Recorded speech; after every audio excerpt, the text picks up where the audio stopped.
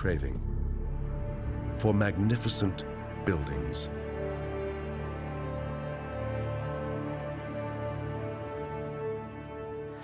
The cathedrals in the cities are made of stone, yet they require millions of logs for their bases and frames.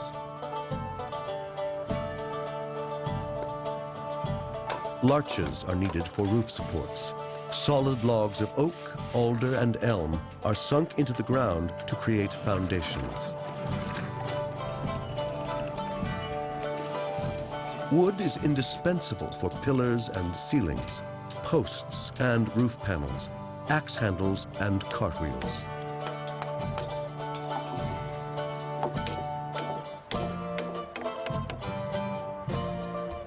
European castles, cathedrals, monasteries, and churches consume entire forests in Germany, France, Italy, Spain, and England.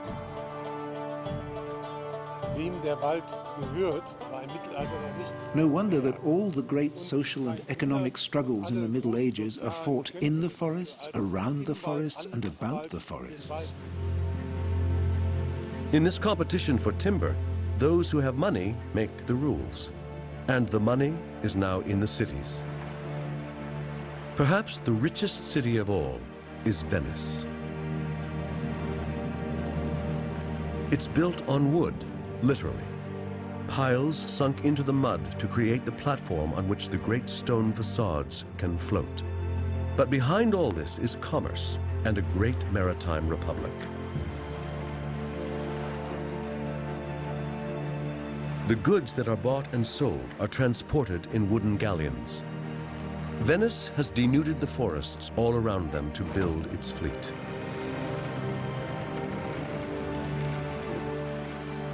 The city's demand is insatiable, and they start to deplete the Alps. Spruce for masts, larch for planking, elm for capstans, walnut for rudders, and most importantly, oak for hulls. When that is not enough, they cut a swath across Europe all the way to the Baltic.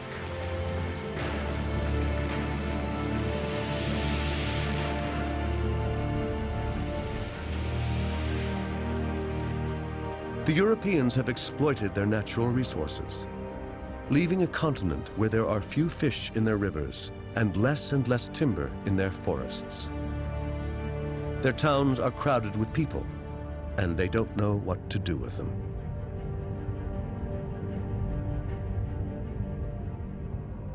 Rivalries between princes and kings have grown intense. Religious fervor, curiosity, and greed are widespread in 1491. And there is a constant hunger for new ideas. The printing press is invented. Books and ideas spread.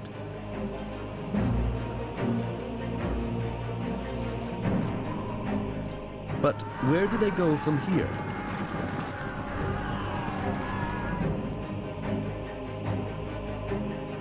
Where can all this raw energy be channeled?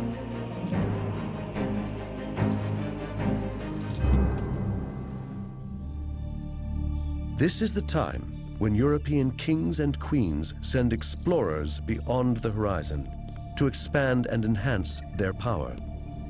Some explorers go around Africa to find the sea route to India. One has the vision to sail west to arrive in the east. He is a seaman from Genoa, Italy, a fervent amateur who has the crazy idea of sailing into the unknown to reach India. Christopher Columbus has spent 5 years trying to gain royal support to finance his voyage.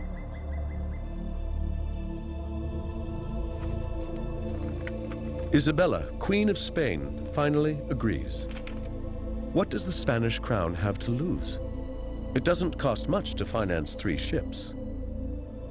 Spain has so much to gain from a shortcut to India: treasures, trade, and land.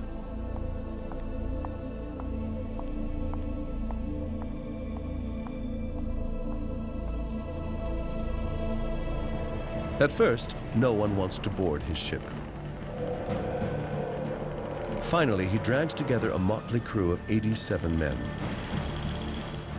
Many are illiterates, petty criminals, even murderers, who choose probable death at sea in preference to the gallows. Many are soldiers, with nothing to do since Spain expelled the Moors just months before. Now, they are soldiers of fortune.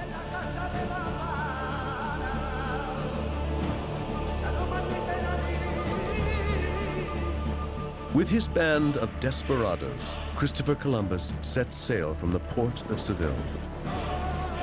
It is the summer of 1492. He promises the Queen that his expedition will be a success. And in a matter of weeks, he will change the course of history.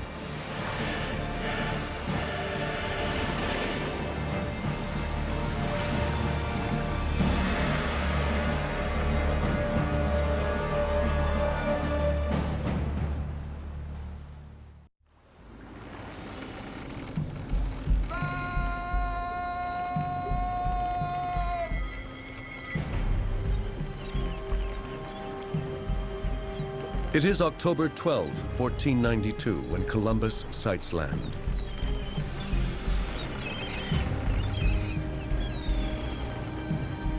I saw neither sheep nor goats nor any other beast.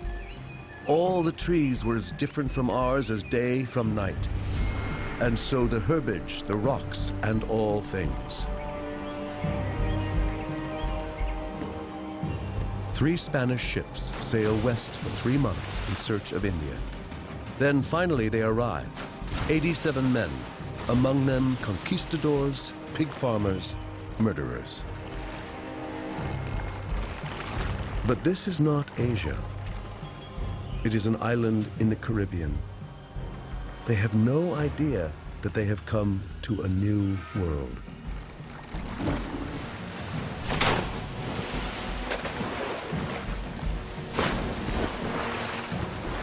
The air is hot.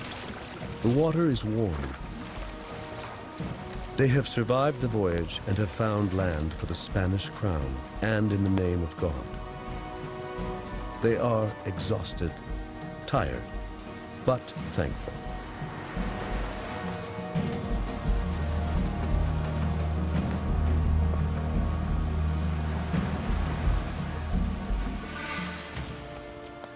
What land is this? Where are the ports, the cities, the ships and traders they expected? The natives have seen many people arrive from the sea, other tribes, but no one like this.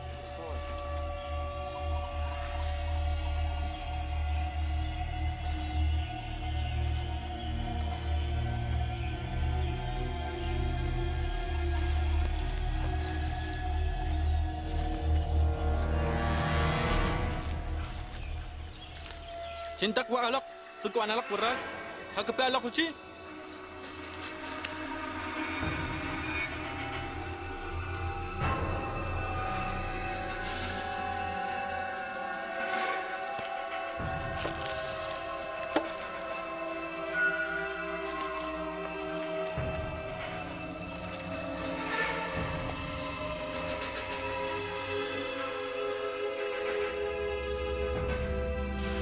They will both soon discover that this is just the beginning. Columbus and his men stay for 3 months in the Bahamas and have no idea that they're on the edge of 2 great continents, about 10 times bigger than Europe.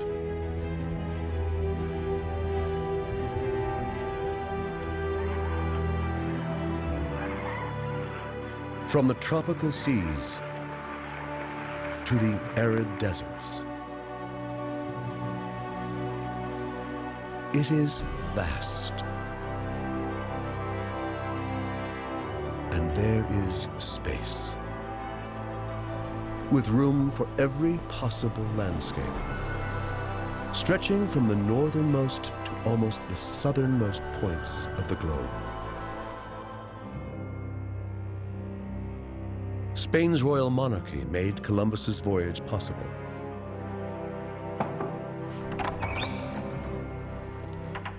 It is 1493, and they've waited eagerly for 7 months to learn of his discoveries. Upon his return, he delivers the news in a report to Queen Isabella.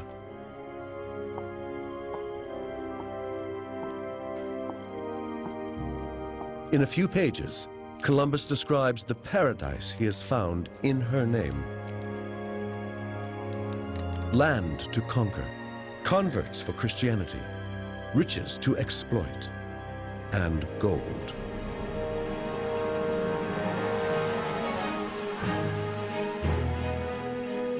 In Europe, no news stays local for long. Traders, armies, and pilgrims carry news across the continent in weeks. Columbus's letter is translated, copied, and becomes a bestseller. Now many Europeans are aching for their share of the treasures. A few months later, in Spain, men are moving towards the ports of the Atlantic and the Mediterranean.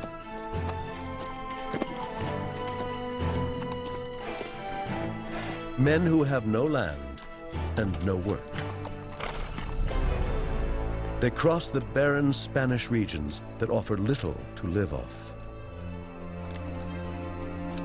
Desperados with nothing to lose. Men in need of a job, and the Queen needs them. Anyone can come along. Anyone can be a conquistador. Even a pig farmer can win glory and riches in faraway lands.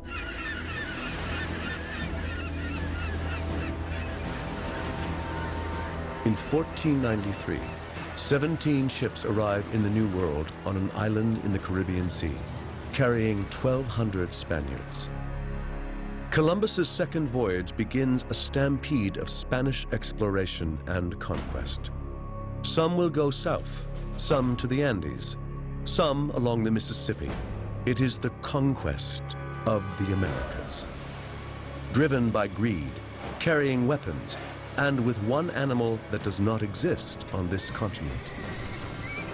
With the horse, the Spanish are able to annihilate whole empires in just a few decades.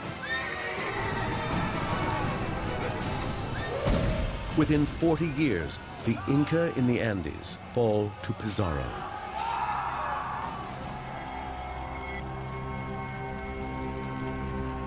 And the Aztecs in Central America to Cortez.